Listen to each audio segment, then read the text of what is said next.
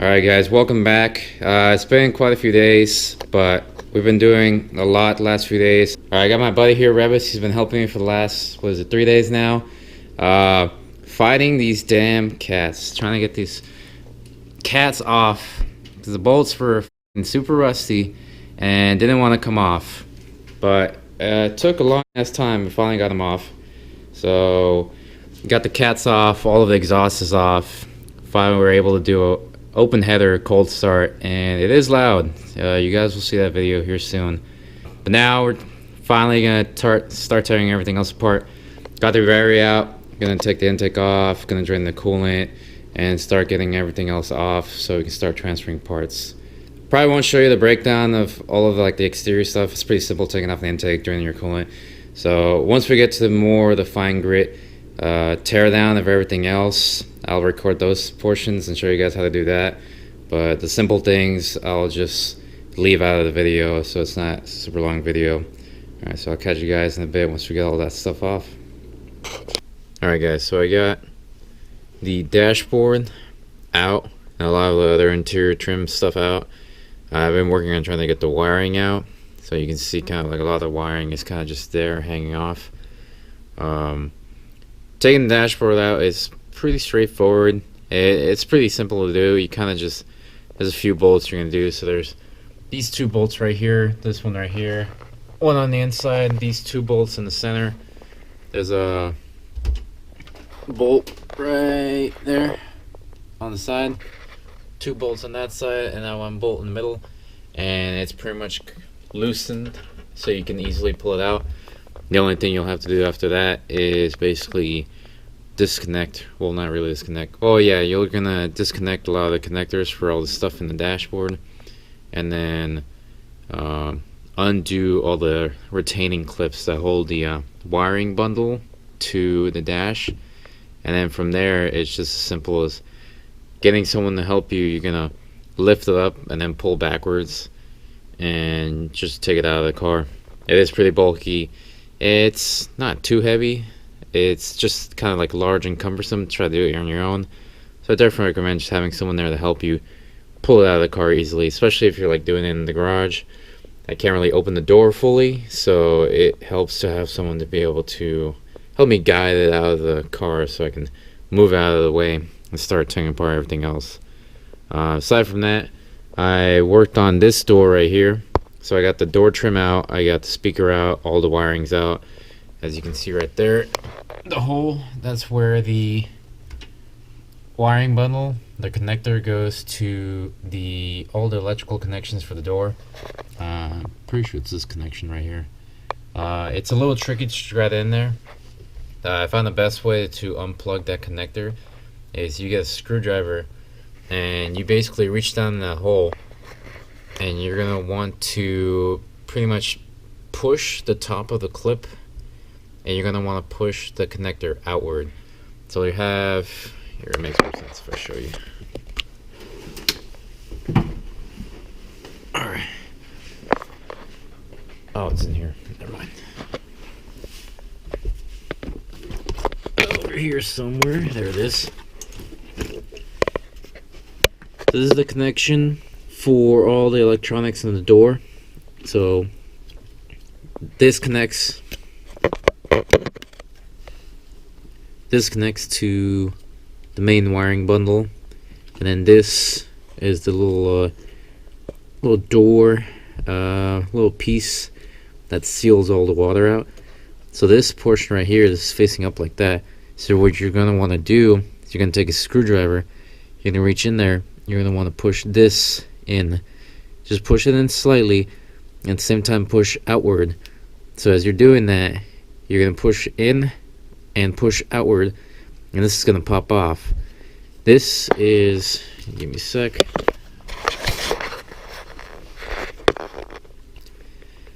This connector will normally be like this, obviously with the other end connected in there. So the easiest way to disconnect it too, being that it's such a cramped little area in there to try to pull it out, when you push this out, you just give it a little slack on the other end so that way you can get to this connector. You're going to push these two portions in, and you're going to pull this out, and it's gonna basically slide the other end of the connector out. Once you have that out, this is really easy. You just gotta disconnect everything from the door, and you're gonna pull it out. You just push on this little piece for the water to keep the water out. Actually, I just noticed on this one there's a hole in it, so I'm gonna try to see if there's a way I can seal that up. I just noticed that actually. That's kind of shitty.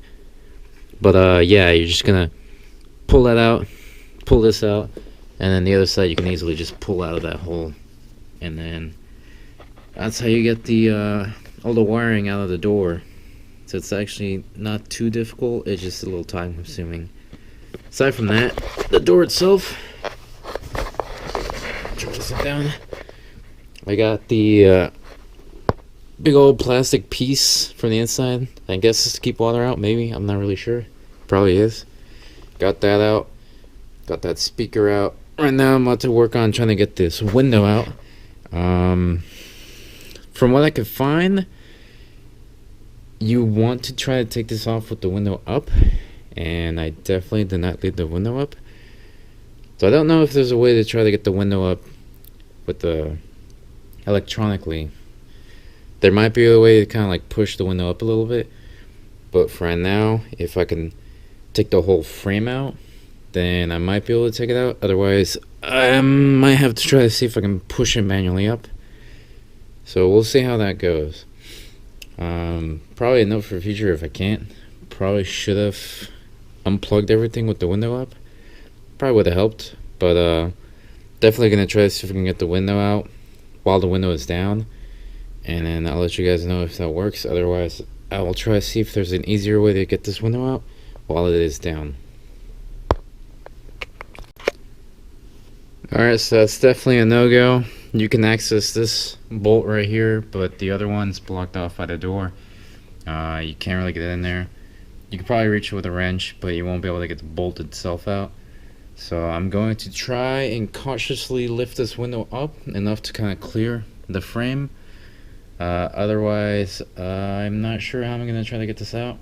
Try to reconnect a few things and try to get the electrical connector and lift this back up. Otherwise, made a big dumb.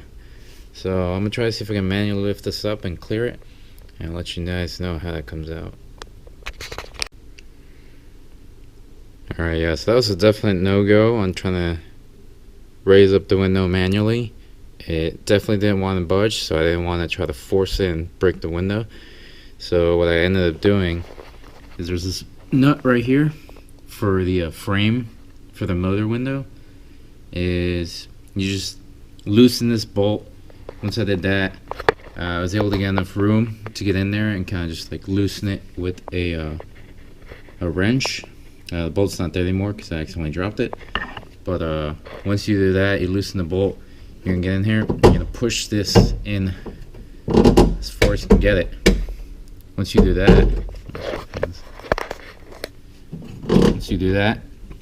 you get in there. You take that bolt out. You try to pull it up and take it out. I couldn't do that. I accidentally dropped it.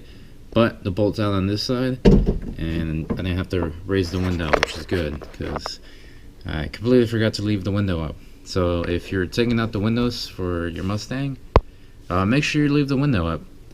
Otherwise, you'll just have to do this, where you loosen this nut and kind of just like pry enough away so that way you can take that bolt out. So you can take this side out. Now I'm going to take this side out and then take this window out. Alright, that was simple enough. Once you loosen those two bolts and you take those bolts out, you kind of just grab on and hold it firmly from underneath. Lightly lift the window up to the point where it will clear from the top.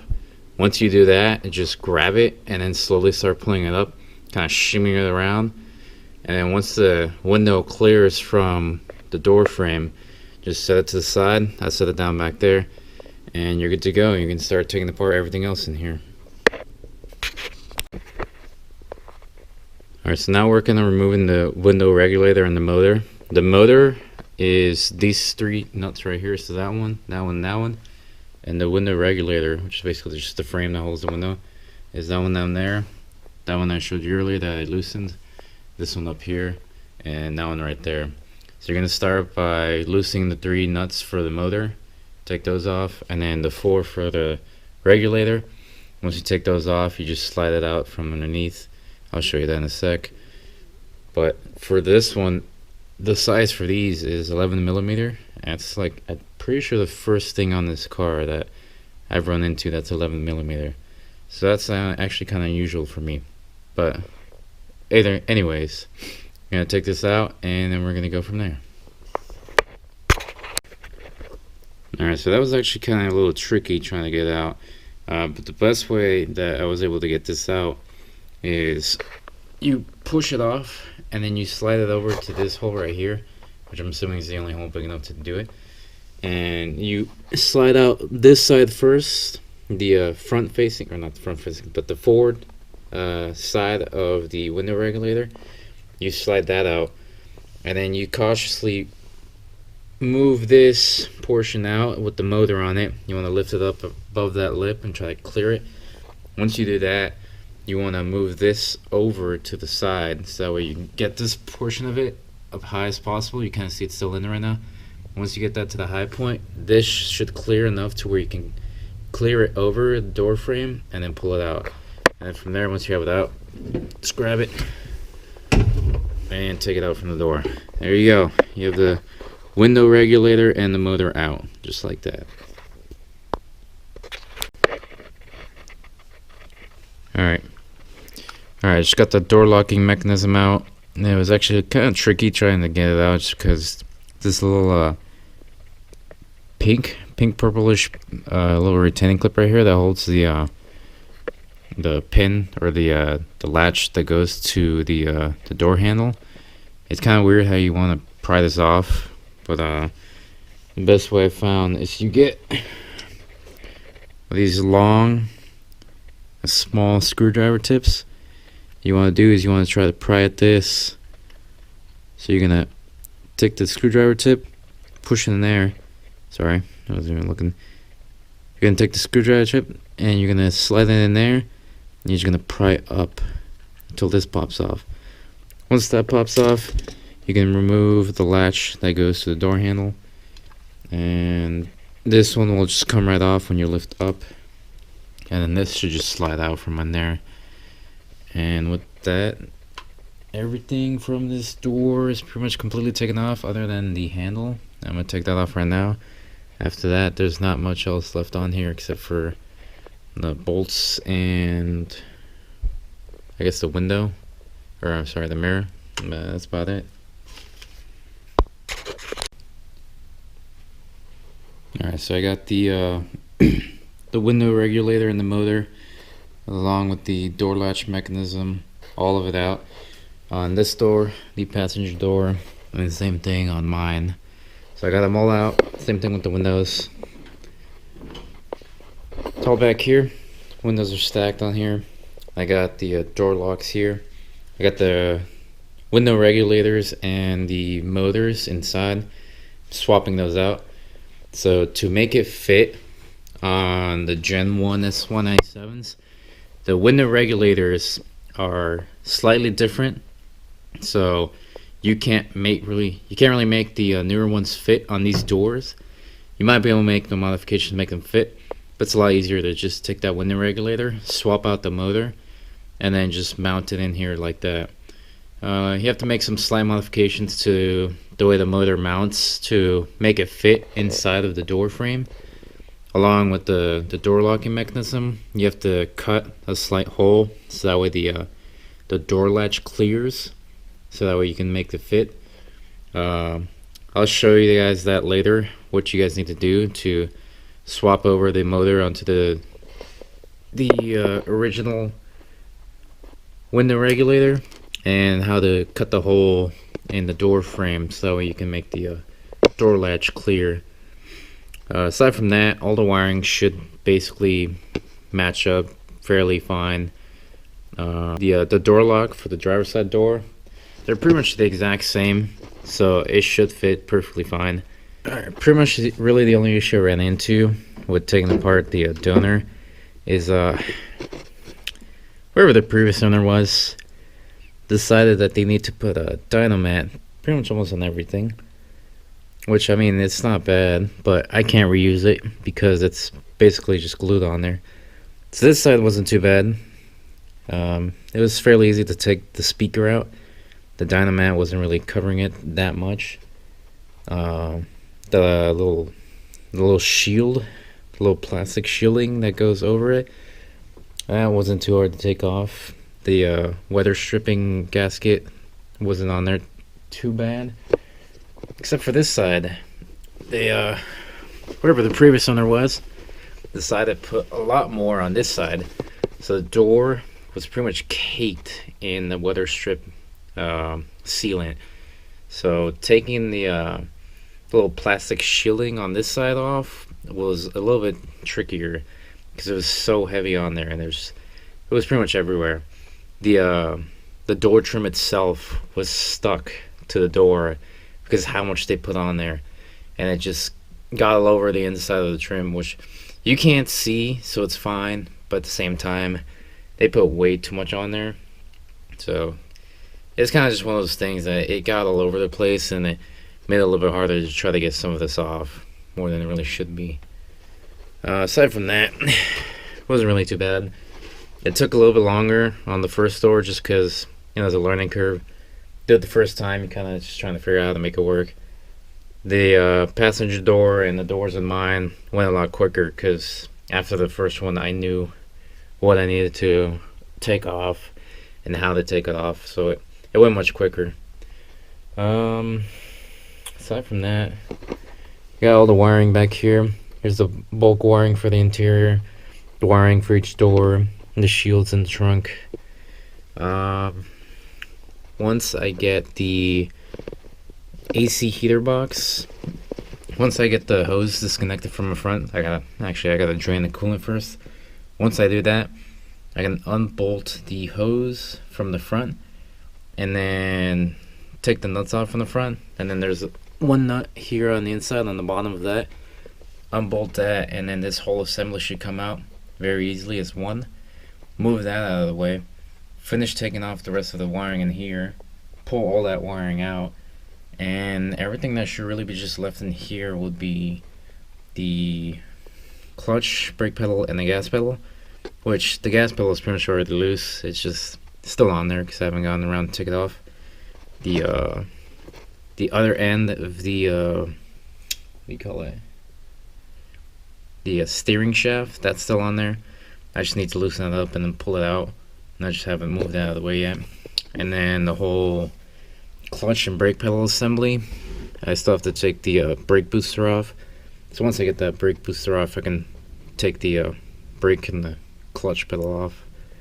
Should be good to go in here. Not a lot left really to go. Once that's off, pull up the carpeting, pull off that firewall, pull all the wiring that leads back to the trunk, pull all that wiring up, feed it all out from the front, and then start mocking up the wiring on mine. And same thing with the brake line and fuel lines, gotta pull those, start transferring those over to mine, and then from there I can start transferring over other parts like this carpet, put the heater box in once all the wiring is laid down, and should be getting a little bit closer and closer every day to doing this swap. The only real modification so far that I've seen I have to do is obviously the doors. You have to kind of like change up a few things on the door to make it fit, make a small cut on the door frame, but as far as I can tell, there's not much else really to need to do. Other than the AC heater box, you have to make a cut in the firewall because the lines are vertical instead of horizontal.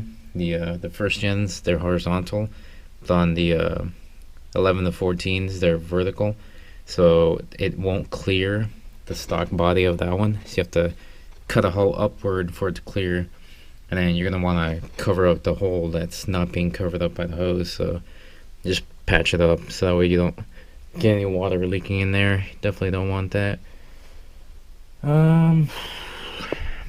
Aside from that, not much else really Once I get all that stuff mocked up, get it all put in mine, I'm gonna start. I have a spare K member and radiator support, because the one on this one was slightly damaged, so they gave me a new one with the fresh motor mounts, because the passenger side motor mount on this one was broken from the crash. So they gave me a whole new K member and radiator mount for that. Put that in there, and then I just got the engine lift bracket in today, so I'll be able to use that. Pull the engine up. I'm gonna take the transmission off, because I'm going to swap out the slave cylinder, because the slave cylinder on this one is creaking a lot. I'm thinking it's just because it's basically been dry for the last couple of months, because the one of the brake lines up front, that brake line broke, so all the brake fluid leaked out of the reservoir. So there was no fluid to the clutch line, so it's basically just been dried, and it just has a pretty loud squeak that you can pretty much hear. Actually, let me try right now. See if you guys can hear it through the whole transmission. Make sure this is all out of the way. Oh, alright. I don't know if you guys can hear that. It's pretty significant. So yeah, it's pretty loud. So I'm going to be swapping that out. Hopefully it gets rid of the noise.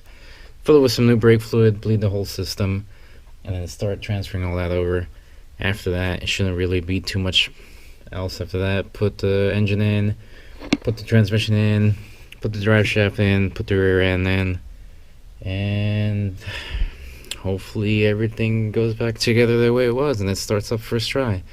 So got a lot more work still to go. I'm gonna drain the coolant now and try to get as much done today as I can. But as far as right now, I'll catch you guys in the next video.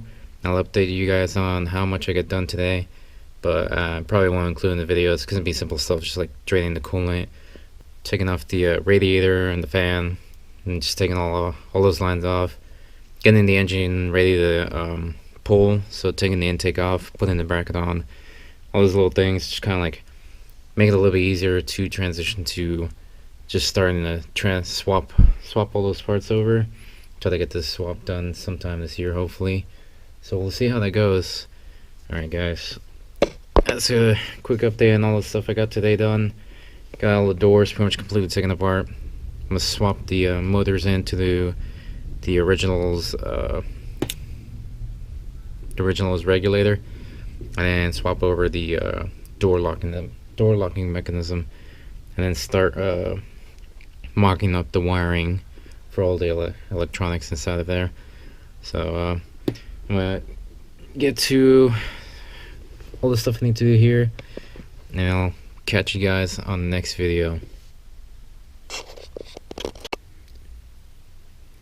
Alright guys, so this is the next day. So I get around to it. I drained the coolant from the radiator, pulled the radiator off.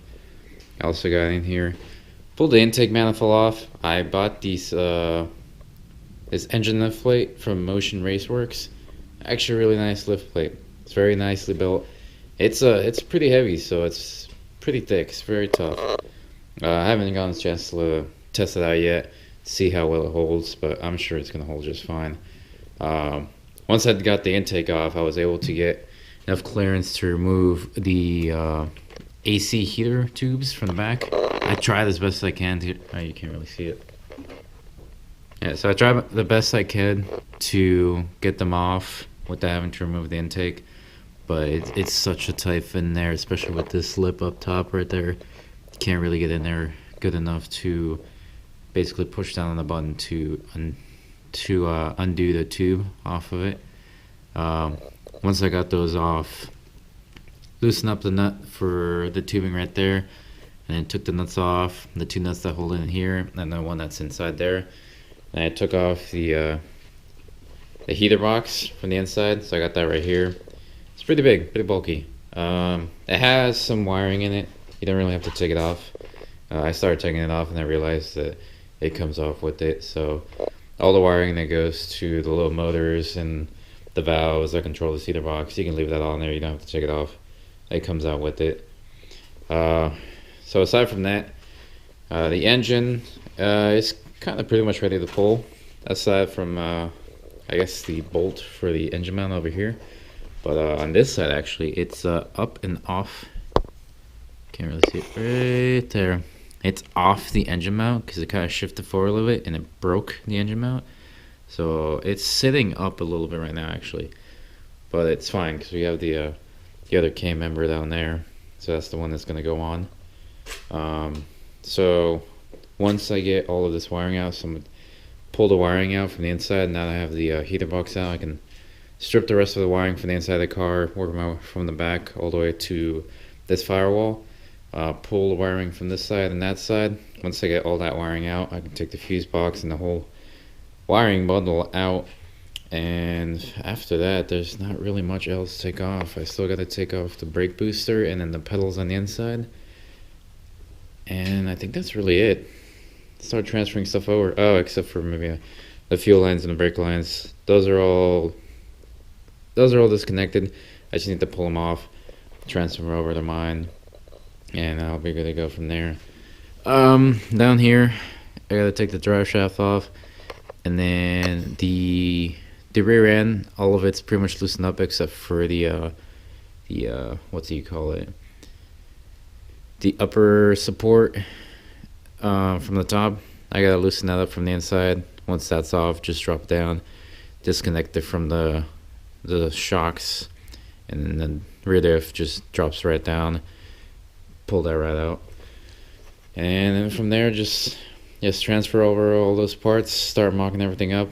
I'm working on the doors, try to get this stuff fitted so I can get the doors back together. And in here, just trying to match up as much as possible. Whatever I have to make modifications, trying to make those as soon as possible. Like the one thing I found so far is the restraints control module here in the middle. The way that the e-brake handle and this module mount up is different than how it mounts up on this one. As you kind of see on here, on this one you have two bolts or two nuts that hold down the e-brake, and then you have these two little studs that stick up right there. Well, and the newer ones, you got those two studs right there, and you can't really see from here, but the e-brake only has one, and then the other one is occupied by that module right there that has those two studs right there, and that isn't in the older version. So I just have to find a way to tap a hole in the frame and put a stud in there so that way I can bolt this down and hold it in place. That's at least the first thing I found. There's probably a lot more other stuff that needs to be modified to make stuff fit, but I'll figure it out as soon as I start checking it out. Right now I'm gonna disconnect the rest of these wires and then pull all the wires out, and then we'll go from there.